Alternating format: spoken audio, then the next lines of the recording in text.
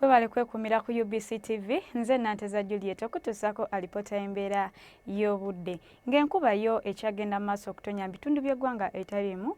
Alipota ey'enkuba etulaze nga Masaka yafunye enkuba eyawezezza millimeters 14 n'obutundutundu 7, Bushenyi neba n'enkuba eyawezezza millimeters 10 ate yo Mbarara neba n'enkuba eyawezezza millimeters 7 n'obutundutundu 5.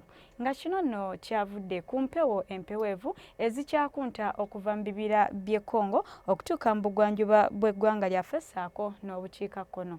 Ku makya tusuubira okeera n'enkuba entonotono ku bitundu ebyo ebyebulunguludde olubalama lw'ennyanja Nalubaale mu bukiikaddyo okudda mu bugwanjuba. Olwo ebitundu ebisigadde akasana tukasuubira okwaka ate nga bwe kakubakubamu.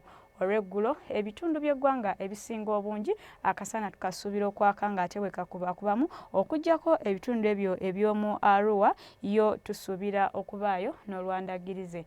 Nga n'olw'embeera eyo ebbugumu mu bitundu ebyo eby'e Karamoja tulisuubya okutuuka ku degrees 30.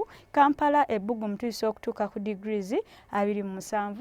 Olwo ne mu nsozi ez'e Kabale ebbugumu tuyinza okutuuka ku degrees 25.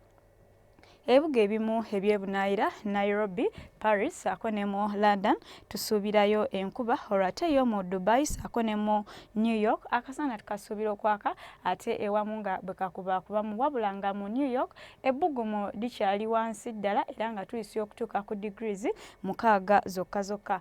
Awo nno gwe asuubira okutambulako mu bitundu ebyo tukusaba ogende nga weeteekedde embeera eyo n'enkya tulindire obudde bwe bumu wano ku UBC TV.